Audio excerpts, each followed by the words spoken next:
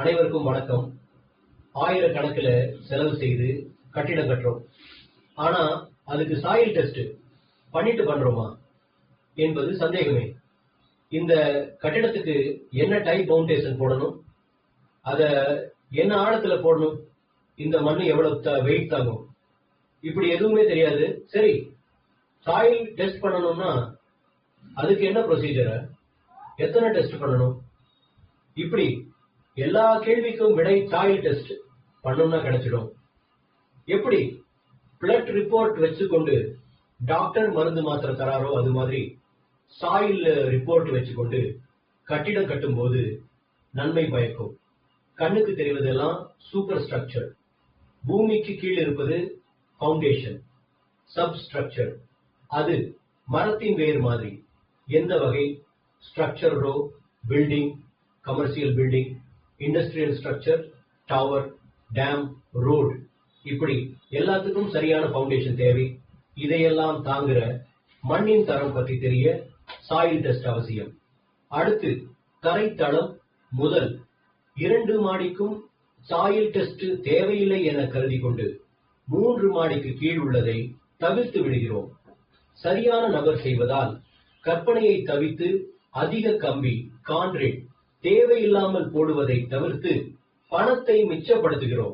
ஏன் அப்படின்னா ரெக்கமெண்டேஷன் அது ஒரு காம்பினேஷன்.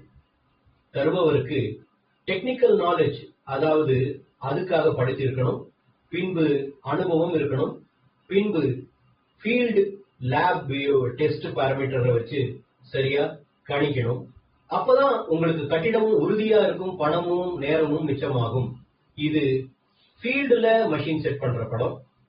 ட்ரைபாட் செட் பண்ணி ஹேமர் வச்சு அடிச்சு பூமியில 10 மீட்டர் ஆழம் அல்லது போதுமான அளவு மண் IS கோட்ல குறிப்பிட்ட அளவுல மண் எடுப்பது. இது மண் எடுக்கும் ஸ்பிளிட் ஸ்பூன் சாம்பிளர். இது ஒரு ஸ்டீல் ஹாலோ டியூப். அதனுள் மண் ஏறி கொள்ளும். பின்பு அதனை 2 பாகமாக பிரித்து உள்ளே இருக்கும் மண்ணை டெஸ்ட் பண்ண எடுப்போம். இது ஃபீல்டுல துளையிட்டு மண் எடுக்கும் காட்சி. எடுத்த மண்ணை எங்க லேப் உள்ள மஷின்ல டெஸ்ட் பண்ணும் காட்சி. இது கன்சாலிடேஷன் டெஸ்ட், இது டைரக்ட் ஷியர், இது மாய்ஸ்சர் கண்டென்ட் கண்டுபிடிக்கிற மெஷின், இது CPR டெஸ்ட். இவரு டாக்டர் ரெக்ஸ். நாங்க 2 பேரும் ஒன்னா படிச்சோம், பார்ட்னர். ஸ்ட்ரக்சரல் டிசைன் அவர் பண்ணி தராரு. இது எங்க கம்பெனி ரிப்போர்ட் ஃபார்மேட்.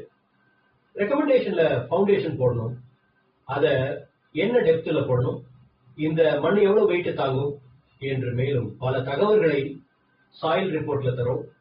அப்புறம் எங்க கம்பெனில வாட்டர் டெஸ்ட் பண்றோம், இந்த தண்ணியை கன்ஸ்ட்ரக்ஷன் பர்பஸ்க்கு யூஸ் பண்ணனா கம்பி துருப்பிடிக்குமா, கான்கிரீட் ஸ்ட்ரென்த் குறையுமா, IS கோடுனா சொல்லுது என்று ரிப்போர்ட் தர்றோம்.